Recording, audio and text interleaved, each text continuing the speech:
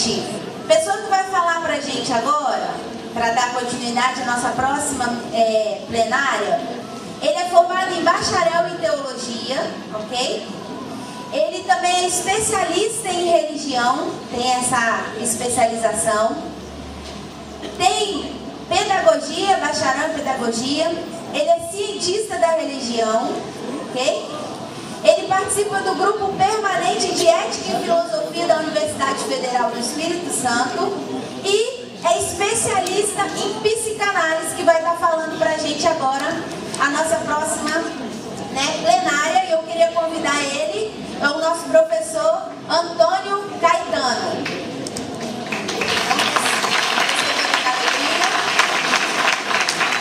Pai, gente, prazer conhecer vocês. Será que eu consigo um pedestal? Se eu não colocar o pedestal, é a primeira vez que eu os vejo. Se eu me conheço, daqui a pouco eu vou começar a andar de um lado para o outro. O pedestal me segura aqui, né? Se alguém puder me ajudar com isso. Sim. Antes, deixa eu falar do prazer de estar aqui, de agradecer também o convite, em primeiro lugar da pastora Yara, que acho que posso chamar de uma grande amiga de um tempo para cá. Nós nos aproximamos a partir de uma parceria que a minha faculdade tem com as igrejas quadrangular. Acho que uns 4 anos, pastor? Uns 4 anos, né? Pode botar aqui do lado que eu me viro com ele.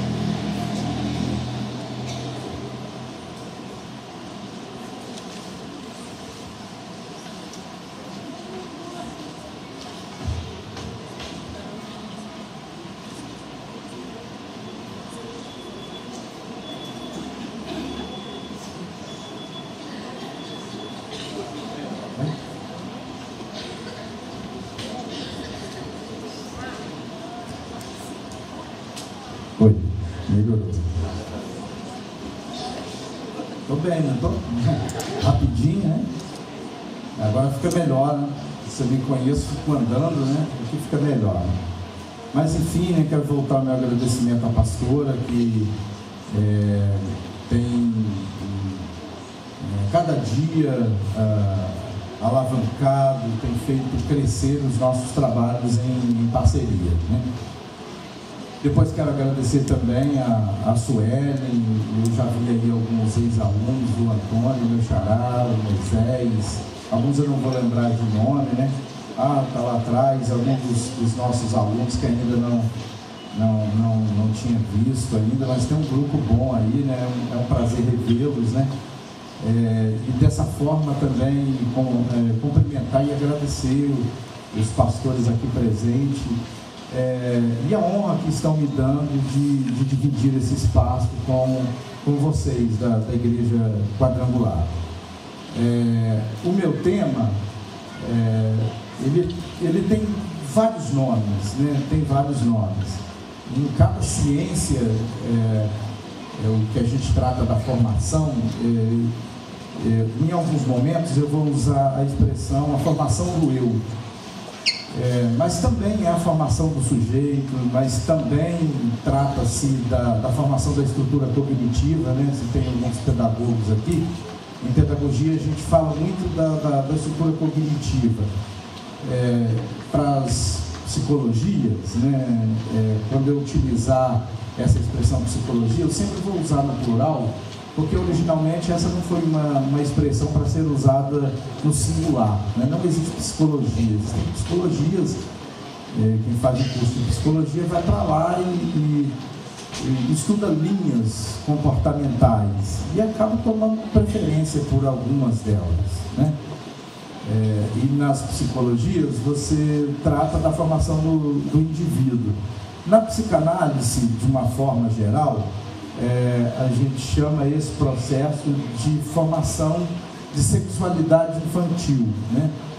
Por que eu estou dizendo isso? Eu quero, em primeiro lugar, deixar algumas coisas claras. para que as pessoas, para que a partir de hoje nós não façamos a confusão que as pessoas fazem quando trata desse tema sexualidade, né? O tema sexualidade, ele é um tema que hoje está sendo explorado em diversas áreas. Nós temos o sexólogo que trata disso, o psiquiatra, o psicólogo de maneira geral, o médico neurológico, e essas abordagens, todo esse tipo de abordagem que eu citei até agora, são abordagens que nós chamamos de abordagens biológicas. Na psicanálise não é assim, né? Todas as vezes que eu utilizar o termo sexualidade, na psicanálise, a sexualidade não tem a ver com sexo, né? E as pessoas fazem essa confusão e falar sobre esse assunto acaba que vira um tabu, porque as pessoas acham que falar de sexualidade significa falar de sexo, e não é disso que trata o assunto.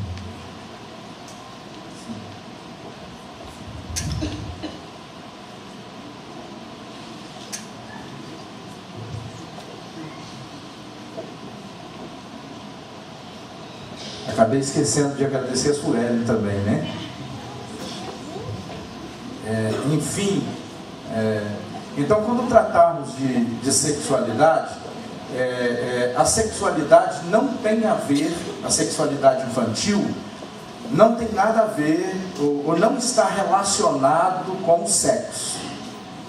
Então não é uma palestra sobre sexo infantil, é uma palestra que trata da formação do sujeito. E a formação do sujeito na psicanálise tem essa terminologia, tudo bem? Então, assim, vamos aprender, porque essa é uma área que depende e que carece demais da atenção de nós líderes, principalmente os que trabalham com educação infantil, com desenvolvimento infantil. Deixa eu avançar um pouquinho nisso. Hoje as nossas igrejas pagam de maneira violenta com os nossos jovens quando alcançam a puberdade, quando chegam na adolescência, desde a pré-adolescência, adolescência, ao estágio de pré-juventude. Nós pagamos muito com o abandono da nossa juventude, das igrejas. E isso acontece justamente porque não conseguimos, ou porque não temos as ferramentas para poder lidar com esse desenvolvimento aqui nessa fase, ou nesse momento que a gente chama de infância. Tudo bem? Então, qual é a proposta, né? Quando a gente trata desse assunto, né, nós temos nas nossas turmas de psicanálise, e geralmente a gente trata com esse assunto, a gente usa umas 36 horas só para falar disso. Agora, com a minha apresentação, então eu devo ter aí uns 40 minutos. O que eu pretendo fazer? Vamos conversando com isso e eu vou sentindo vocês. Se eu perceber que falando mais rápido vocês vão se desenvolvendo, eu aumento a velocidade. Senão a gente vai falando devagarzinho. Se a gente entender pelo menos parte do que trata essa temática, já está bom para o que propomos conversar aqui nesse início de noite. Tudo bem, irmãos? Então vamos lá, né? Mais ou menos, o que a gente trata de sexualidade infantil, ou da formação do sujeito? Essa é uma característica que faz pensar a criança, desde que ela nasce, até a formação do sujeito, ou a formação da sua personalidade. Isso vai entre os 5 e os 7 anos. Entre os 5 e os 7 anos, né, pedagogicamente, nós dissemos que está completado ali o que nós chamamos de estrutura cognitiva. O cognitivo da criança já está formado nessa idade. Quando a criança não consegue completar, ou quando ela não consegue alcançar a formação da sua estrutura psíquica, que nós chamamos de estrutura cognitiva dos 5 ou 7 anos, então ela tem algum problema neurológico, neurotransmissor, que precisa ser tratado por médico, né? Geralmente, nós dividimos os indivíduos na sociedade de 3 formas: os neuróticos, os psicóticos e os perversos. Então, o indivíduo, ou ele é neurótico, ou é psicótico, ou ele tem algum tipo de perversão. Nós que estamos aqui, pelo menos no primeiro momento, nós caracterizamos que todos nós sejamos neuróticos, né? O que é o neurótico? O neurótico, ele é aquele que consegue trocar, ou ele é aquele que consegue transitar entre os polos, né? Do lúdico, que seria a fantasia, do sonho e do real, né? O que seria esse transitar, né? Todos nós, durante o dia e a noite, nós ficamos transitando nesses dois polos. Enquanto estamos acordados, então estamos sob a tutela de uma tutela racional, que nós chamamos de acompanhamento do ego. Quando estamos dormindo, estamos no estágio de delírio, estamos no estágio de fantasia, não é isso? Isso é o sonho. No sonho nós deliramos, acontecem as fantasias da noite, quando há uma inversão de projeção do ego para o id. E então as nossas memórias, elas ficam transitando entre o real e o irreal, ou entre o real e o sonho, entre o fantasístico. Por que nós somos neuróticos? Porque estamos nesse estágio enquanto estamos dormindo do sonho, mas de manhã voltamos a ser racionais. Racionais no sentido de que conseguimos fazer compreensão, conseguimos fazer a leitura social de cada coisa a partir do momento em que acordamos, né? O psicótico, por exemplo, que na maioria das vezes é manifestado por esquizofrenia, qual é a diferença deles para nós que somos neuróticos? É que ele vive num estágio permanente de delírio. Ele está sonhando acordado, ele está delirando acordado, ele não volta à realidade, né? Essa é a diferença.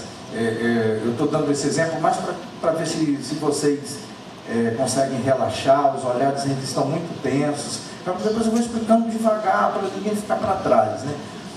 A diferença, por exemplo, entre o neurótico e o psicótico é o que? Você pergunta para o neurótico: olha, quanto é 2 mais 2? E ele diz 4, né? Você pergunta para o psicótico: 2 mais 2, ele diz 5. Qual é a diferença? É que o psicótico está tranquilo em responder 5, né? Porque isso é uma verdade para ele. Ele não sofre, ele está relaxado. E nós neuróticos sofremos. Nós dissemos 2 mais 2 é 4, mas às vezes conferimos isso na caneta, no telefone, pegamos lá aquela calculadora velha, escondida, né? Nós vivemos sobre um estágio profundo de tensão, né? Nós saímos de casa, trancamos a porta e sabemos que trancamos a porta, né? Mas num surto, né, numa fobia extrema, a gente volta, confere a porta e vê se a janela está trancada, e de repente nos passa pela cabeça que esquecemos o fogão com os trempos acesos, vamos lá, né? Esse é o neurótico, é esse que sofre acordado, né? É esse que tem na sua base esse sofrimento que nós chamamos de sofrimento racional, não é isso? A conta vai vencer no dia 10 ainda, mas você já está sofrendo, dizendo: meu Deus, vai vencer. Como é que a igreja paga com isso, né? A gente entra aqui dentro da igreja, o culto está ótimo, está excelente, você está sofrendo, pensando lá fora: meu Deus, o cartão de crédito, estourei de novo. Gente, o que eu faço com esse menino, com esse homem, com essa mulher, né? Essas são as nossas estruturas, né? São estruturas neuróticas. Esse é o neurótico, então. Por incrível que pareça, o neurótico é o que nós chamamos de normal. É normal ser assim, né? Se é que vocês me entendem, né? Que bom que tem muita gente que se identifica com essa fala, né? Não é assim? Eu sei que já teve alguém que já foi conferir o carro umas 2 vezes, ele está trancado nele.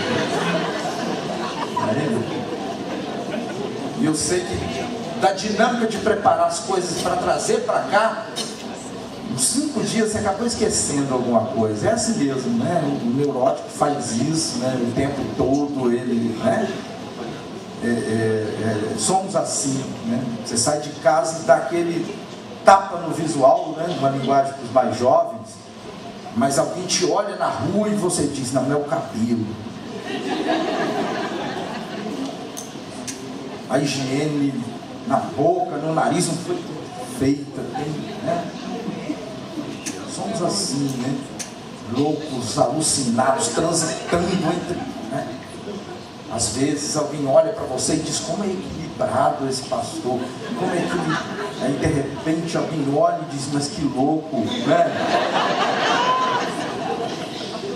Sim, isso é normal, né? É um indivíduo normal, né? O indivíduo normal é mais louco do que pensamos, né? Que bom, né? E viver socialmente é viver domando essas compulsões que existem em nós, né? Nós nos policiamos, nós nos domamos o tempo todo, né? Porque somos muitas coisas também, né? O indivíduo cai no erro de achar que ele é uma coisa só. Não, nós somos é como fazer novela, nós somos muitos personagens em várias vezes no dia, por que não, né? Você sai de casa, aquela dona de casa prepara o café, dá um beijo nos filhos, talvez deixa na escola, está sendo a mãe, né? De lá você chega no serviço, tem outra postura, né?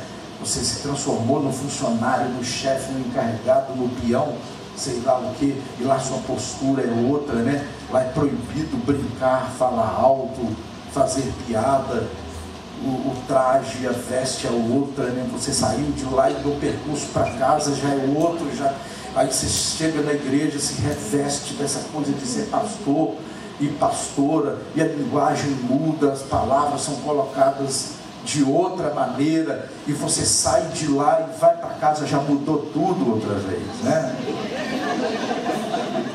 Por isso que as pessoas que nos conhecem mais de perto, né, de vez em quando nos faz um comentário e diz assim: era você na igreja?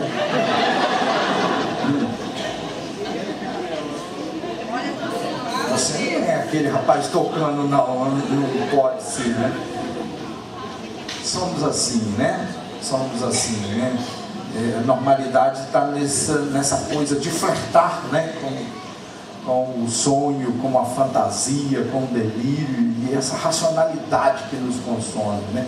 Se formos racionais demais, é péssimo, né? Porque ninguém quer conviver com alguém racional demais o tempo todo, né? Se formos irracionais demais também, perdemos o controle. Nem controlado demais, nem descontrolado, né? Tem uma medida para viver bem e principalmente ser feliz. Isso acontece por quê? Agora acho que já dá para a gente falar da palestra, né? Isso acontece por quê? Porque isso não acontece, isso vai acontecendo, na verdade, à medida que vamos crescendo, que vamos nos desenvolvendo.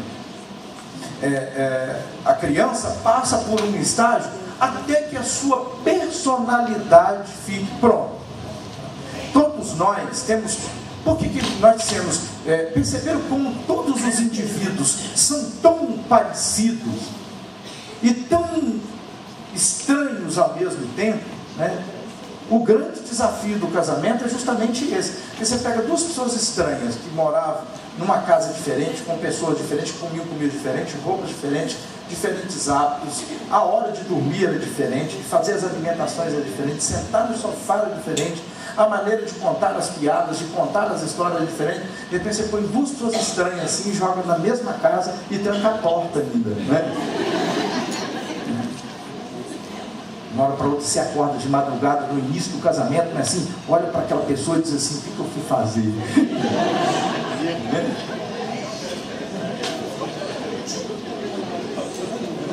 Mas é tão bom estar próximo dela, né? E você fica ali misturado entre... Daqui a pouco o tempo passa e você, né, tem filhos. Quando vai completando assim os 20 anos de casado, você olha para sua esposa e vice-versa, as esposas para os maridos, e diz assim: meu Deus do céu, eu já vivi mais tempo do lado dessa pessoa do que sem ele, né? Agora nós temos filhos, né? Que coisa terrível. Personalidades diferentes, né? O bom do ser humano é isso, né? O bom do ser humano é que ele é tão estranho, mas tão incrível, né? A capacidade que nós temos de amar e odiar as mesmas pessoas na mesma proporção é incrível, né? Muitas vezes você sai de casa dizendo assim, que marido maravilhoso, como eu amo o meu marido, né? E dorme à noite pensando, pai, tira do meu coração, mas que vontade de dar uns tapas na orelha dele, né? Vendo, né? Ser humano, comportamento, que coisa incrível é o ser humano, né? Por conta da personalidade, mas a personalidade ela não nasce pronta. Por isso que as pessoas são iguais e são diferentes ao mesmo tempo. Por quê? Porque as nossas personalidades são construídas, são moldadas, são feitas de maneiras diferentes uma das outras.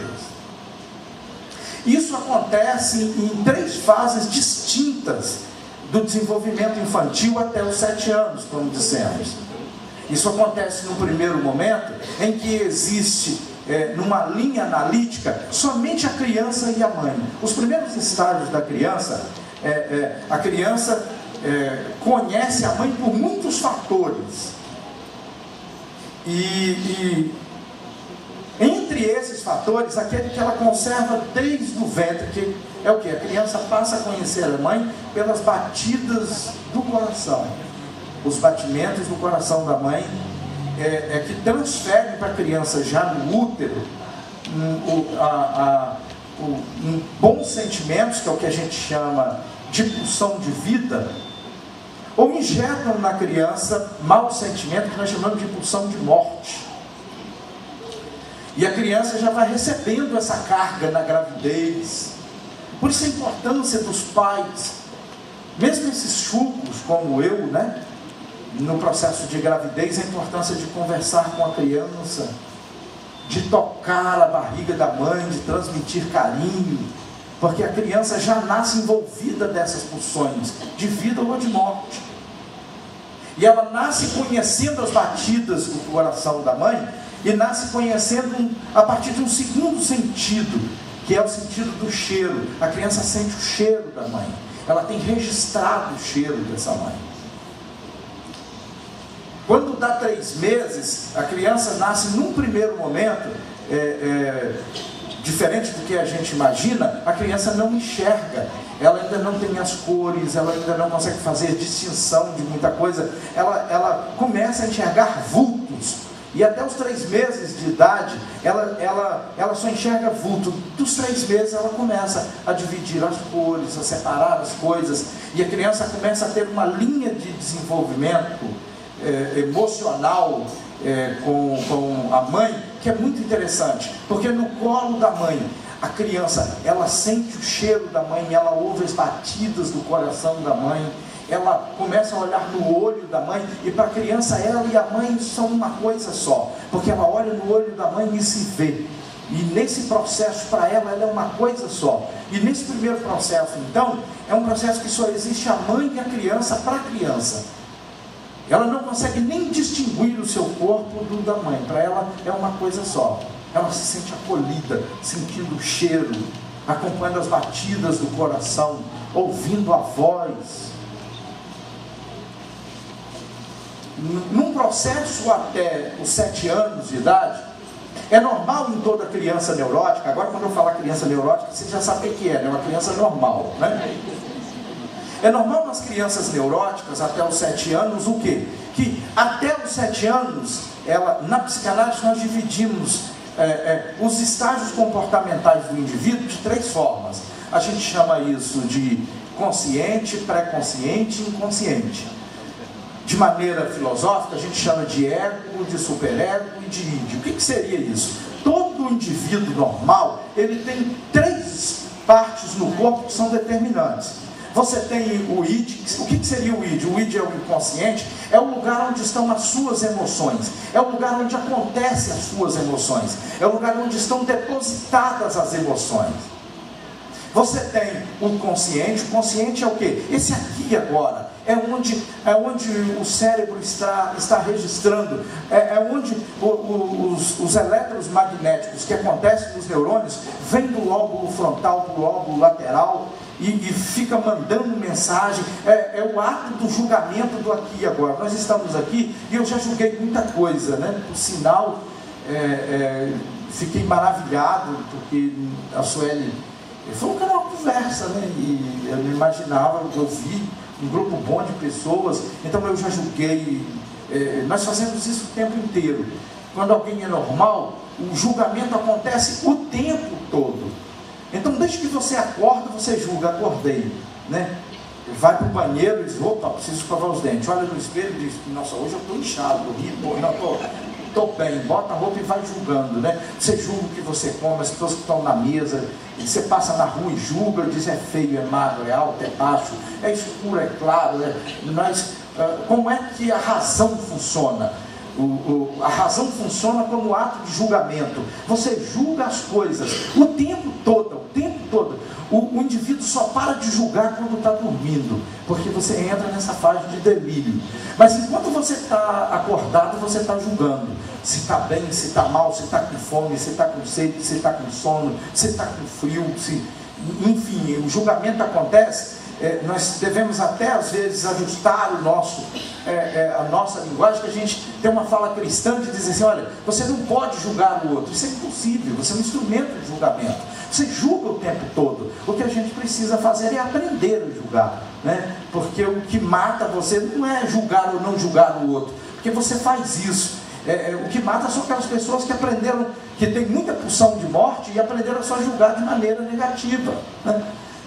Nós estamos num seminário aqui e se eu perguntar assim, quem é que está gostando? Quase todo mundo, né? Mas sempre tem alguém dentro dizendo, não gostei. Não tem gente assim? Né? Quando as nossas igrejas não tinham ar-condicionado, era assim, pastor? Só tinha um tufão. Então as pessoas diziam assim, meu Deus, que inferno, que calor. Aí veio o ar-condicionado, tem alguém que diz, meu Deus, mas como está frio, não dá para esquentar. Lembra na época do ventilador, que os homens, né, a gente vai engordando, né, não é para mim essa fala, né, mas a gente vai engordando e precisa do ventilador. Naquela época que não tínhamos ar-condicionado, e o ventilador está vindo, de repente uma irmã que deu um trato no cabelo, diz assim, desliga, e a gente diz assim, não é possível que ela vai fazer isso. Somos assim, né? Vai ter alguém aqui falando, gostei de tudo, menos do lanche. As palestras foram boas, mas as oficinas, o indivíduo é assim, né? O julgamento, a gente não aprende a julgar, né? Isso. E aí, porque não aprendemos a fazer o juízo sobre o outro, perdemos os nossos filhos. Porque temos elogios para todo mundo, mas os nossos filhos não guardam os elogios. Brincamos com todo mundo na rua, mas os nossos filhos não merecem esse tempo, né? Não é assim? E pastor dá nada para fazer isso, acho que não está sendo visto. Um dos papéis de liderança é a interação, não é isso? Está no culto, você cumprimenta, tenta ser cordial, tenta ser simpático. Vida de pastor não é fácil, filho. Você acorda de manhã e diz que vai ser um dia normal. Alguém te liga e diz assim, pastor, tem uma tragédia, tem um aconselhamento no gabinete, morreu, tem um problema. E o cara está ali, trabalha o dia inteiro e vai para a igreja, você está arrasado, né? Está aqui, né? Lembrei da senhora fazendo a apresentação agora, né? Mas na hora de falar, você faz, né? E alguém vem conversar com você, às vezes você diz, não. Mas você diz, fala, irmã, Deus te abençoe, né? E essa carga está aqui pesada, aí que você chega em casa, né, já não está aguentando, você não senta, você se joga no sofá, você não joga no sofá, você se joga num monte de madeira, você quer descarregar, porque nós precisamos descarregar, né? Aí vem seu filho e diz assim, papai, vamos brincar daquele joguinho, e você diz, nossa, né? Se você não prestar atenção aí, vai perder seu filho, sua filha, seu esposo, sua esposa, porque não acabou ainda, né? O seu tempo, né? Pulsão de morte acontece aí, tem pessoas que recebem isso, e são negativas por natureza. Eles me receberam tão mal lá, o palestrante falou numa linguagem muito estranha, não entendi. Pô, o outro foi dinâmico demais, não falou nada, né? Vai entender, né? ser humano, né? Mas enfim, a criança nesse primeiro momento, acontece ela e a mãe. Existe depois um outro, ela e a mãe é um estágio que dura durante 1 ano e meio. Os primeiros 18 meses de vida da criança, nós chamamos de a criança e sua mãe.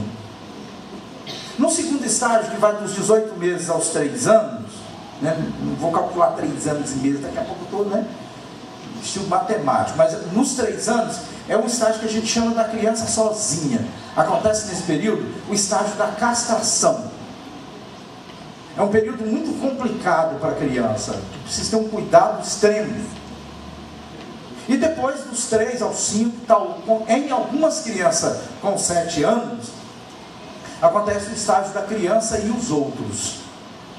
Nesse estágio da criança e a mãe, a criança sozinha e a criança e os outros, que acontece até os 5, 7 anos, é que acontece a formação da personalidade dessa criança.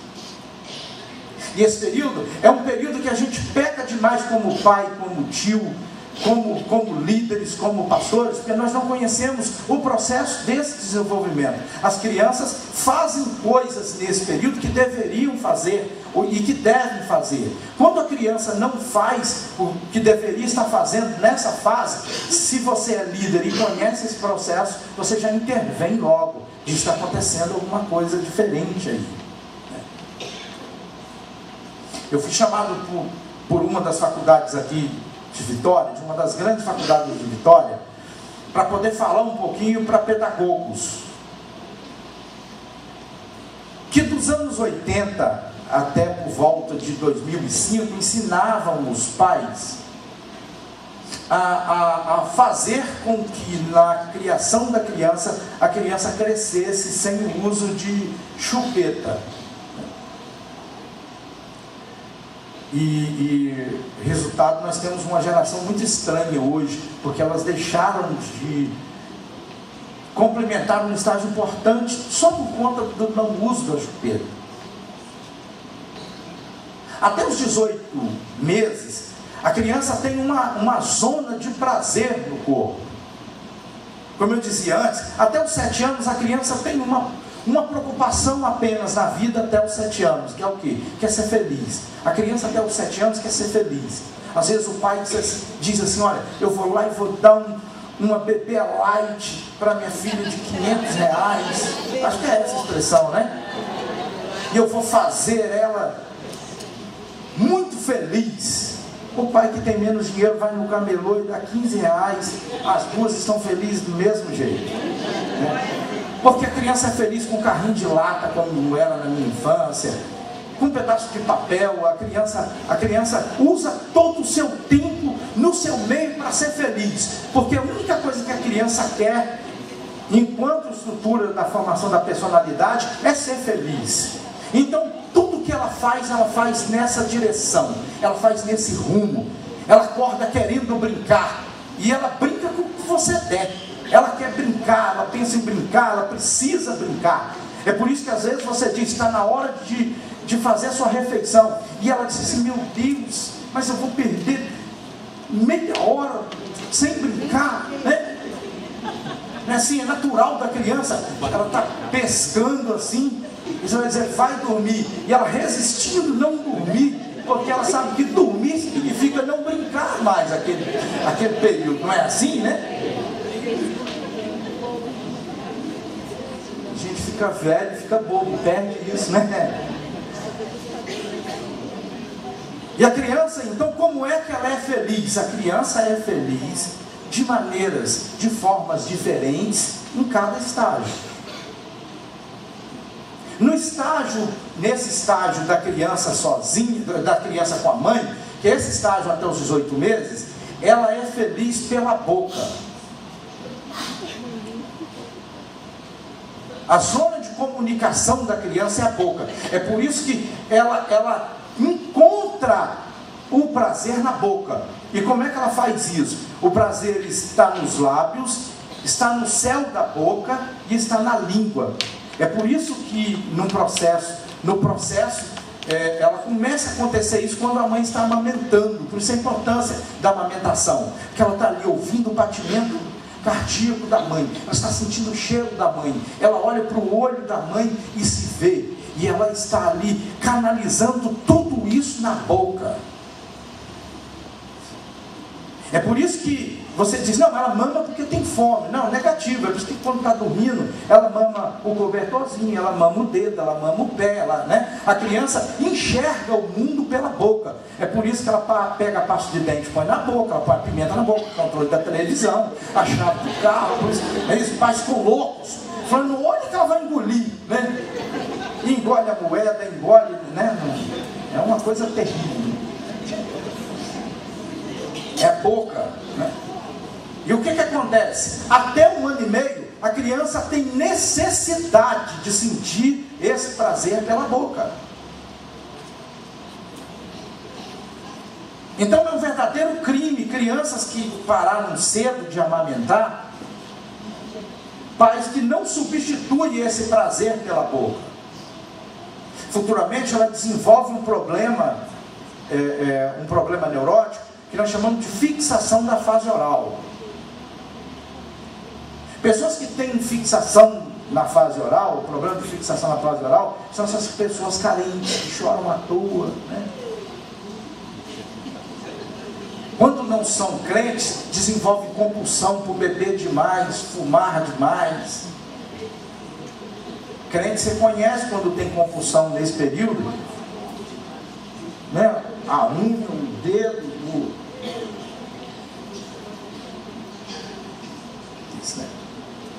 de vez em quando alguém desconta isso num prato de comida, numa barra de chocolate,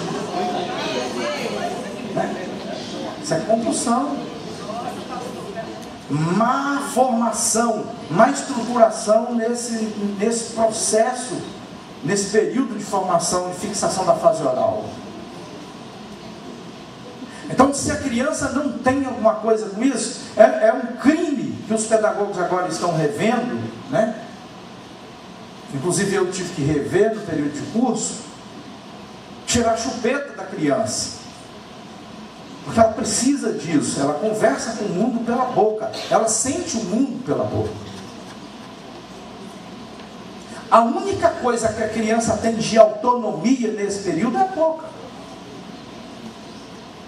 Ela não se veste sozinha, ela não controla suas fezes sozinha, ela não consegue entrar no berço sozinha, não consegue sair do berço sozinha, ela não anda com todos os seus movimentos sozinha, ela depende dos outros para tudo, né? Mas ela tem um controle na boca, é aquela boca que ela controla o mundo. Depois, quando ela quer chamar a atenção, ela chora, ela grita, só que atenção, né? Às vezes você não sabe ler, e tem pai que chega perto, cuidado com isso, e diz, o que menino? Né? Quando não é crente, xinga a criança, diz, que menino, sou um capetinha, né? Crente, cuidado com isso, porque tem crente que chega próximo da criança e assim, sua bênção, está xingando do mesmo jeito a criança. O gesto corporal é o mesmo, você só substituiu o termo. Mais do que você diz, é o que você quer dizer. Muito mais violento do que você diz, é o que você quer dizer. Tem olhares que machucam muito mais, né? Meu pai era assim. Em determinados momentos eu dizia, se você tivesse me dado um tapa, tinha doído mais, né? Minha mãe só olhava na casa dos parentes, né? Muito filho antigamente, né? Agora acabou isso, né? E para casa de uma tia, reunia menino, dava para mais de 20. E minha mãe naquele meio não dava para controlar todo mundo, olhava, e o olhar dela já queria dizer, né? Não precisa dizer uma palavra. Minha mãe era contrária, quando ela baixava a voz, dizia porque estava muito nervosa. Então ela disse assim, meu filho, e eu falava, mãe, já entendi, né? Eu sei o que está acontecendo, né? A criança aprende com isso. Então cuidado nessa maneira. Ideal o quê? Quando a gente tem uma expressão que a gente usa na educação, que se espalha por todo lugar, a gente chama de educação. Educação é o ato de formar o outro, que está sujeito a você. Cuidado na hora de formar o outro. No caso de educar uma criança, o jeito que você fala. Não repreenda a criança com ódio. Educação não é uma coisa para ser feita na hora da violência. Cuidado nesse período, tem pai que negocia demais com a criança. Você está criando sintomas patológicos de perversão para ela, quando você negocia, e a criança faz pirraça, e ela está trocando, e você, para acabar com a pirraça, vai dar o que ela está querendo, trocando. Cuidado, você já está criando um desvio de personalidade nessa criança. Futuramente, ela vai aprender a se vender, a ter comportamentos em que ela vai ganhar sempre. Indivíduo não foi feito para ganhar sempre, irmãos. Nós precisamos perder às vezes. Nós não fomos feitos para poder dizer sim o tempo todo. Às vezes é importante aprender a dizer não. Dizer não também é educar. Criar limites também, às vezes, é educar. É importante ler nesse período e entender o que a criança quer e o que a criança precisa. Infelizmente tem pais, sendo eles dominados por crianças recém-nascidas. Onde é que vai parar esse lar? Não é? Não é? Quem não sabe para onde ir, não vai para lugar nenhum. Né? Para adiantar, não dá corda não, né? O que acontece? Muda de fase, tem esse processo dos 18 meses, de 1 ano e meio, até os 3 anos muda. A criança perde essa fixação que está na boca e ele vai para os nervos. E a criança começa a ganhar independência. Acontece um processo nesse período que é o de castração. A criança cresce aprendendo que é ela e a mãe. Ela e a mãe, ela conhece a mãe, o cheiro da mãe, o batido da mãe. Ela conhece a voz da mãe. De repente aparece um intruso, um violento no meio, que é o que? É o pai. E a criança, no primeiro sintoma, faz o quê? Passa a ter ódio do pai. Porque agora ele tem que dividir essa mãe. A criança olha e diz: quem é esse cara? É por isso que o marido chega em casa do serviço, chega cansado do serviço, a esposa também, e diz: agora vamos deitar os dois, tomar um banho, vamos trocar as carícias da época de namoro, deita aqui, mulher, deixa eu fazer um cafuné. A criança nesse período vem correndo e joga lá no meio. Essa mãe é minha.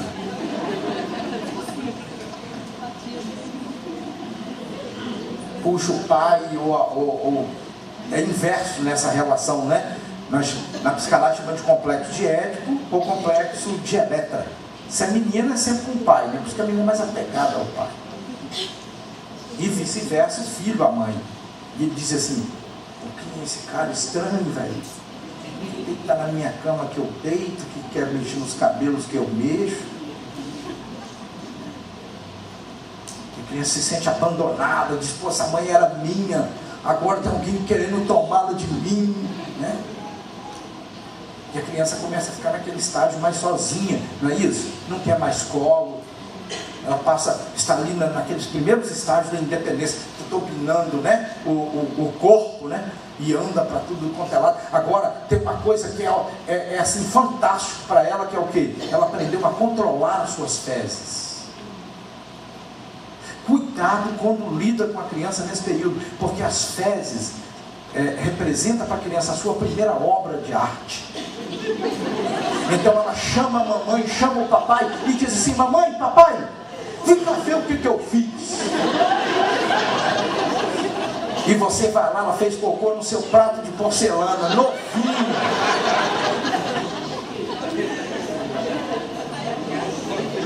Você olha e diz: ah, sua bênção de Deus, né?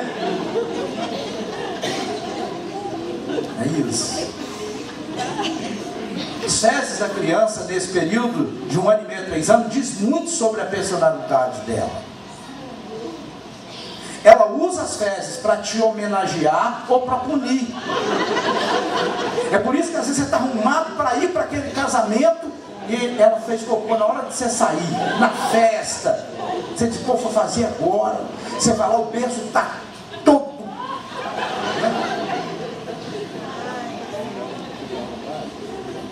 A criança está dizendo alguma coisa com isso. Mas é que não sabemos ler às vezes. Por que ela está te punindo? Ela está chamando a sua atenção para quê? Né? É por isso que nessa fase, é a fase, as crianças gostam de coisas grudentas, não é isso? É o período da massinha. Não negue a massinha. Só não dá aquele bicho fedorento que gruda cabelo, como é que é o nome? Moeba. Esse não, esse negócio é horrível. Mas aquele outro que ela faz pizza, que faz, né? Eu não sei quantas refeições eu já fiz que a minha filha fazia nesse período. Papai, toma pizza. Tinha a forminha da pizza. Eu falei, vamos comer, minha filha, a pizza. E vinha o hambúrguer, e vinha o macarrão, e vinha... Eu já estava até gostando daquilo, ficava maçando aquele negócio, né? Esse período ela gosta de coisas assim, a criança gosta, e ela está falando algumas coisas com os pais. A criança precisa ter um desenvolvimento, porque para ela está num estágio de controle. Agora ela tá aprendendo a falar bonitinho, não é isso?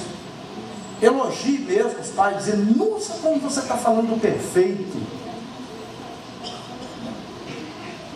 Então assim, elogie, porque é o jeito dela comunicar. É por isso que a criança nesse período, hoje as crianças perderam o privilégio que tínhamos, né, pastores e pastoras, né?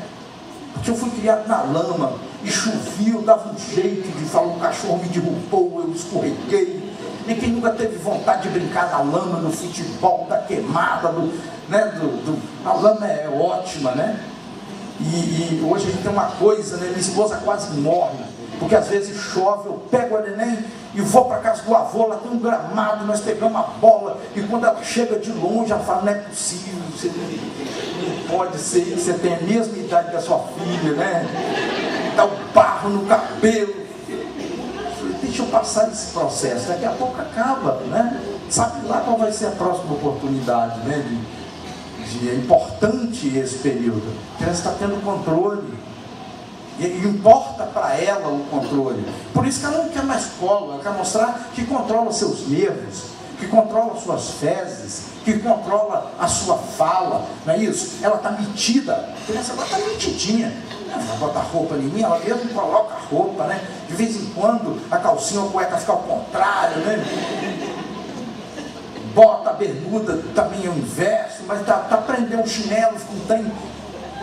Não repreenda muito não, nesse período ela está aprendendo. Tem pais malucos, esse é um processo, não force esse processo. Tem pai maluco, alucinado, louco, neurótico, depravado, que olha para a criança e diz que em 4 anos a filha da minha amiga já está lendo, você está lendo. Não, gente, nenhuma criança tem que ser expert nesse período, está errado isso. A criança está conhecendo o mundo. Você olha para a criança, ela está brincando, está jogando bola, está brincando de boneca. Você olha para um sentadinho, quietinho, você diz assim, eu queria que você fosse com aquele ali. Não, aquele está com problema.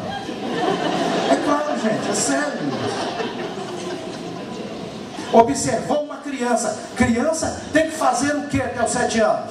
Brincar. Se ela não está brincando, tem alguma coisa errada. Tem alguma coisa errada. O problema não é a criança brincar, é você que ficou velho, rabugento. Não. Você percebeu o que você faz? A criança lá brincando, se divertindo, rindo, e você chega em casa e vai pegar o jornal de ontem que você não conseguiu ler e está sentado. Quem é o estranho? A criança está tendo prazer. E você está lendo sobre política, né? Como está legal ler política no Brasil. Você está lá, ó. O estranho é você, né? E a criança está brincando. Daqui a pouco você se irrita e diz, não pode fazer nada nessa casa, que esse menino, se não for querer falar esse atentado, esse perturbado, né? Se for querer falar essa bênção, não, o problema não é ele, o problema é você, cara, né? Você que se transformou nesse monstrinho, né? Eu costumo dizer isso às vezes para as pessoas, ó, cuidado com o monstro que você cria, porque nós fazemos assim, nós criamos um monstro, e pior, é que depois que nós criamos um monstro, nós não sabemos lidar com ele, né? A gente vai atrás de ajuda, né? Psicólogos, psicoterapeutas, psicanalistas, e quem é crente vai atrás do pastor, né? Ora, pastor, eu mesmo me fiz de mim monstro, agora não sei o que fazer com isso, né? Virei esse velho rabugento, né? Enfim, irmãos, nesse período, é esse período de conhecimento, é fase de controle. Perceba a criança nesse período, como ela lida com as fezes. Existe nesse período dois processos, o que nós chamamos de retentor e aquele que nós chamamos de expulsivo. Observe quando a criança está fazendo suas necessidades. Se ela tem pressa demais de liberar suas fezes, ela terá um tipo de personalidade. Se ela é alguém que controla o despejar de suas fezes, ela terá outro controle.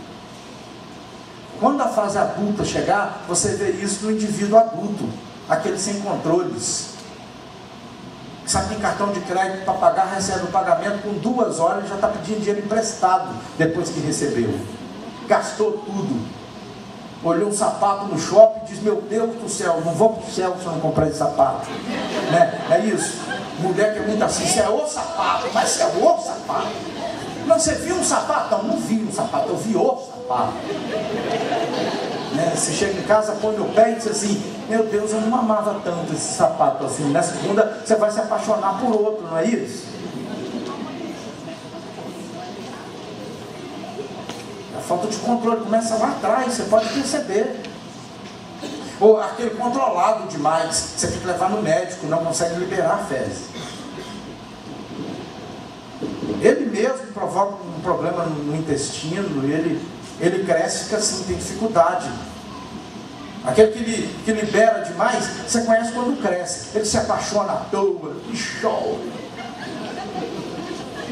2 meses depois você está conversando, tem um sobrinho, né, que ele é assim, né? Ele chora, fala: tio, o amor é muito injusto, o amor é cruel. É assim mesmo, meu filho, né? Porque terminou com a namorada. 2 meses depois ele já está amando, né? Naquela adrenalina, eu amo, né? Já tem aqueles outros que têm dificuldade de expressar sentimentos, né? Sempre pessoa travada, né?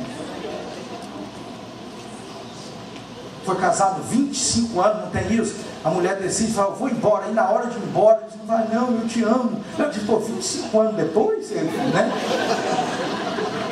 Agora que eu estou dizendo, você nunca falou, né?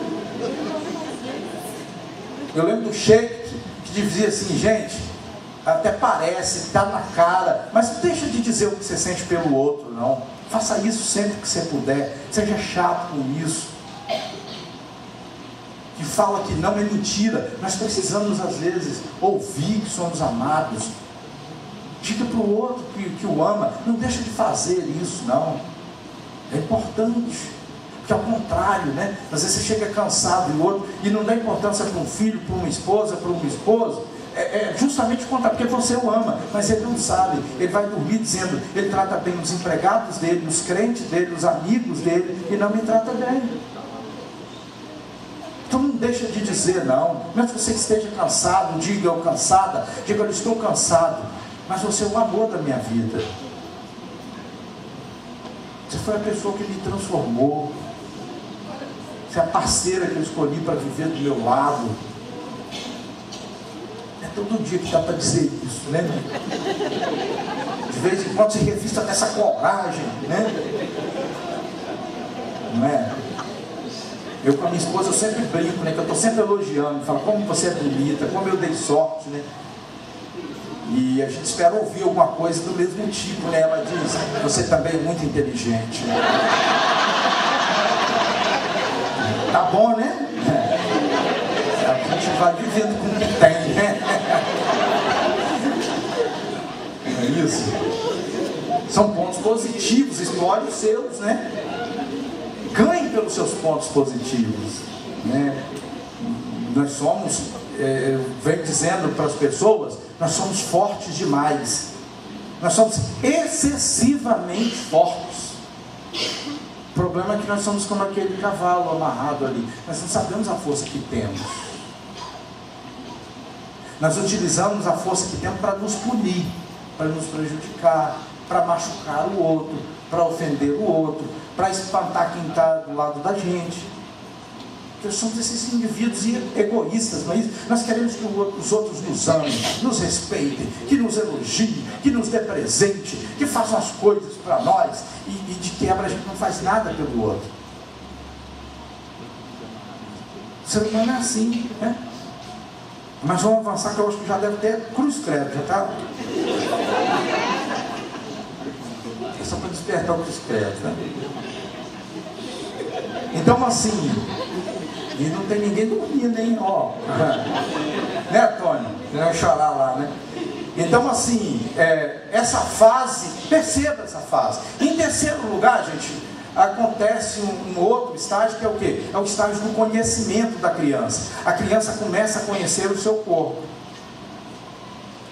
É a partir dos 3 anos que a criança olha no espelho, o sujeito, o eu interior da criança não existe ainda. É dos 3 aos 5, como algumas aos 7, que ela passa a se conhecer. E ela olha no espelho. Veja as crianças nesse estágio de 3 a 5 anos, principalmente, como é que fica no espelho.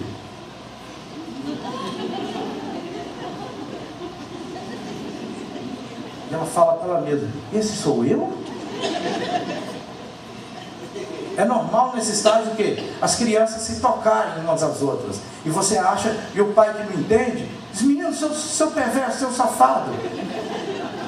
Não, ele não está fazendo aquilo. Não existe a libido ainda. Não existe ali a questão sexual ainda. Não, ele só está conhecendo o corpo. É por isso que a menina vai correr na mãe e no pai e vai dizer: por que ele tem pipi e por que eu tenho pepeca? E a mãe e o pai achando assim: não, agora eu vou tocar, né? Diz assim: não, porque você é menina, ele é menino. E ele diz assim: ajudou muito, né? Isso. Explicação. Não, ele. Por que papai, que eu tenho cabelo grande e meu irmãozinho tem o cabelo? É porque você é mulher e ele é menina. Ó, não preciso mais nada para viver, né? Os pais se irritam que a criança está nessa fase de pergunta tudo, não é isso? Agora chega a hora e a criança nesse estágio vai falar: mamãe, o que é eleição? Ah, filho, eleição é um negócio que tem. E daqui a pouco aparece outra palavra, e o dia do voto. Ah, o que é o voto, papai? Aí tem a placa. O que é a placa? Ah, mas o que é isso? E o que é aquilo? Chega uma hora assim. Tá bom, minha filha, né?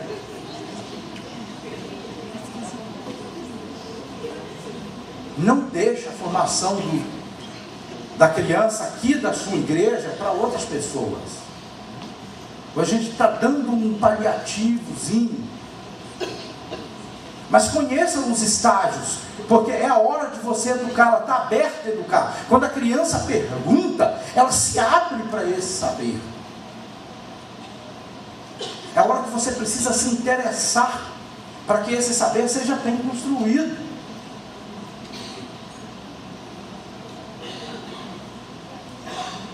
É o período dela perguntar. Então por que é errado perguntar? Ela tem que perguntar, ela não sabe. Ela está cheia de perguntas sobre ela, sobre o mundo, sobre as coisas.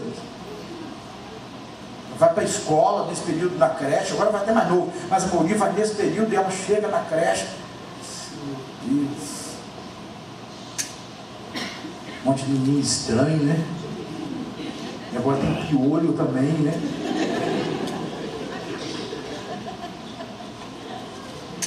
Tem uma mulher lá que faz o papel da mãe, né?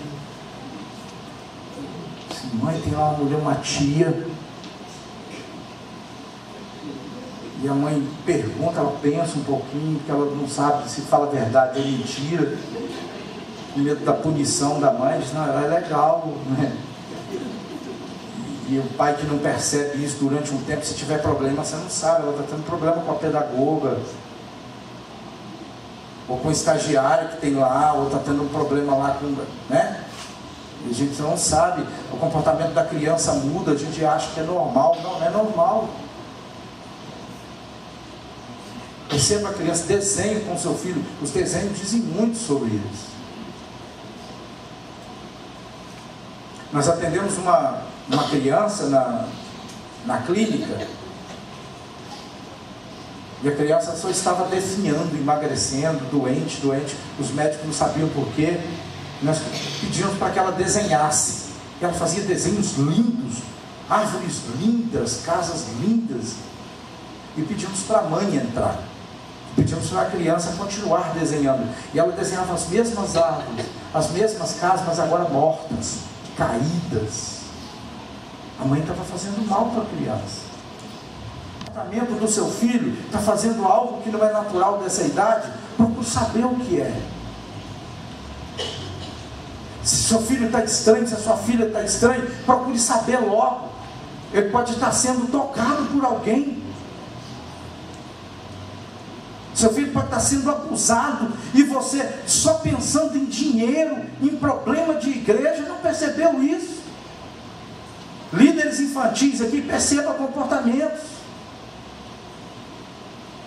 A criança não fala, mas ela tem sintoma, que é um jeito do corpo falar, que é um jeito do inconsciente falar. Os sintomas estão aí, nós é que não sabemos ler às vezes.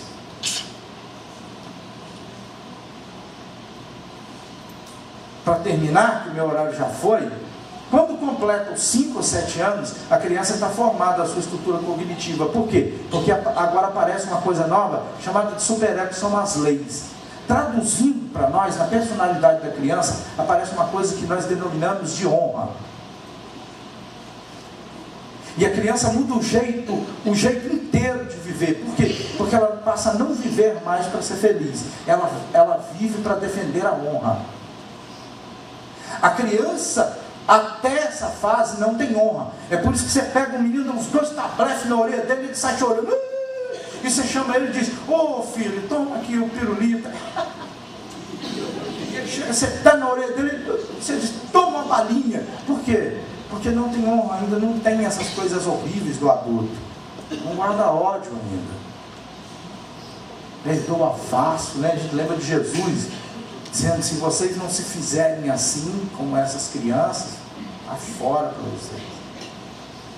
Né? Se não aprender a viver para ser feliz, para perdoar, para olhar a vida colorida, esse é o problema. A gente, quando é criança, olha a vida colorida. E a gente fica velho e cresce com uns espinhos horrorosos nas roseiras da gente, né? Se ninguém chegar perto, né? O que é a honra? A honra é onde trabalha.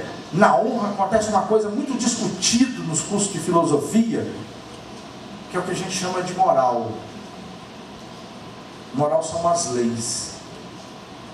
Você abre mão de ser feliz para ser correto. Né? Gente cristã tem que tomar cuidado demais com isso. Porque as pessoas entendem ser morais, ou como ser moralista, como não serem felizes. E como as nossas igrejas estão abarrotadas de gente assim. Você diz: quem é esse fulano? Não, o cara é correto. O cara, você não vê bobeira da piada, é ruim. Nem sorrir, não sorri. Ó, se veste, usa combinação. Paletó tal, né? Imagina, gente, como é que eu estou aqui hoje. Eu dei aula o dia inteirinho, né? E eu não sabia como é que ligava lá o ar do conselho. O suor pingado, e eu estou nesse negócio. Aí cheguei, botei o blazer aqui, estou me sentindo um monstro aqui dentro, né? De fedorento, ainda bem que eu passei um monte de perfume hoje. Fedendo também, ninguém vai perceber que eu estou, né? Fazemos isso, né?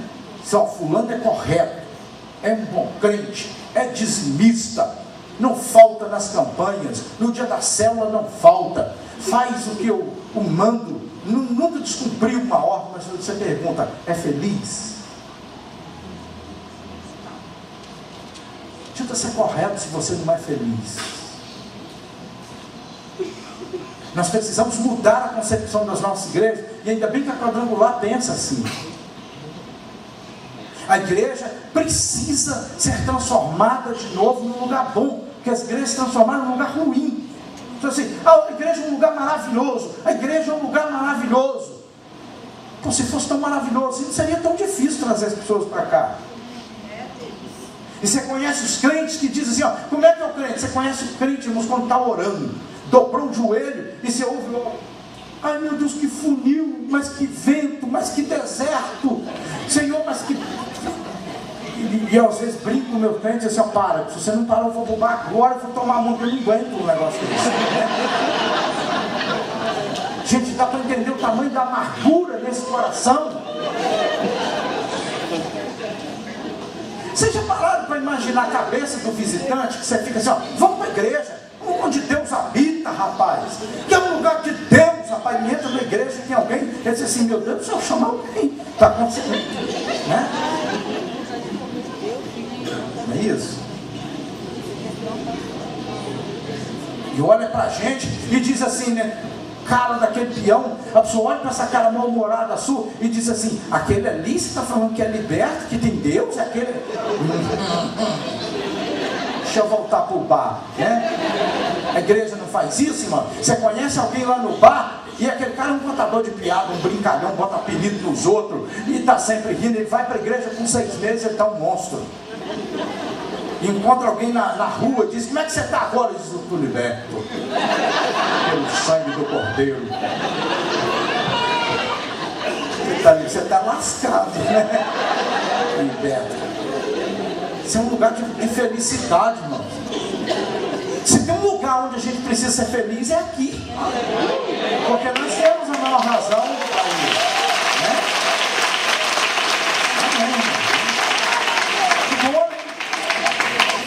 Precisamos mudar. Já viu a nossa igreja? Você está aqui e você diz assim, um segredo. Não posso contar para o pastor, nem para alguém da minha igreja, nem para alguém da minha célula, senão ele me caguenta com o pastor. Aí ele vai lá no bar caçar aquele cara que bebia, cheirava, fumava maconha com ele, que ele não pode confiar em você. Olha que coisa doida.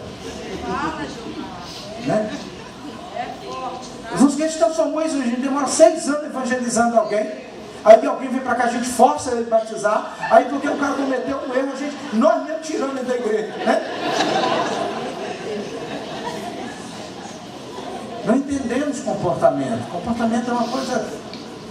Vamos ler as intenções. Às vezes alguém tem vontade, mas está com dificuldade de caminhar. É aprender a julgar. Quando a gente aprende a julgar, a gente dá mais no ombro. A gente consegue ler mais a angústia do outro. E dizer, daqui um pouquinho, deixa eu te ajudar também, porque até Jesus foi ajudado a carregar a cruz dele até o Calvário. Deixa eu te ajudar também. Daí você faz amigos, e o amigo passa a confiar em você. Adolescente procurou você e disse assim, pastor, ora por mim, eu acho que o inimigo está preparando um laço para mim. Já encosta logo e diz, minha filha, não cai nisso. Já sei do que você está falando. Não faz isso. Espera um tempinho, só você vai fazer certo na hora certa. Vai acontecer do jeito certo. Aguenta aí, não perde. Porque você sabe para fazer certo, você não está aguentando, mas porque você perde o casamento que Deus preparou para a sua vida. É saber ler, gente. Ninguém te procura para um aconselhamento à toa assim. Procurou, saiba ler, está acontecendo alguma coisa. Chama essa pessoa e diz, vamos conversar um pouquinho mais. Vamos tentar entender isso. Por falar em comportamento, olha para a Sueli, eu não vou olhar. Né? Ela não disse, mas está querendo dizer alguma coisa, né? Esse indivíduo neurótico que os ouve, né? Gente, desculpa, eu não fui sistemático, porque também ninguém ia aguentar uma coisa sistemática o tempo todo, né? E eu falo mesmo, ele sabe, se deixar lá, a gente é o dia inteiro e, né? Desse assunto nós falamos mais de 30 horas sobre isso. Tem conversa que eu tenho dor de língua, eu sou linguarudo, eu falo mesmo. Não me deixe falar, não. Mas pode agradecer, Sueli? Quero agradecer, gente, de novo. Obrigado por terem me ouvido, né? Uma hora até cansados. Apesar que o lanche, gente, né? Eu cheguei aqui, quando eu vi o lanche, falei, vou parar que eu já estou sendo mal educado, né? Uns negócios, uns pão de queijo ali, coisa de mineiro, né? Ali dentro, ali tem muito mineiro aqui, já sei, né? A pastora Iris, já sei que tem aí muito obrigado por ter me recebido, né? Que Deus abençoe vocês. Parabéns pela iniciativa ao pastor, aos pastores aqui. É de iniciativa dessas, irmãos, que nós precisamos para nos reunir, para falar das coisas de Deus, para aprender. o médico aprende para tratar do corpo, o engenheiro aprende para construir prédio, todos nós também precisamos aprender, porque aprendendo a gente tem ferramenta para tratar as pessoas melhores. Vamos aprender, porque nós nos tornaremos ferramentas melhores para sermos usados por Deus. Que Deus abençoe os irmãos. Muito obrigado.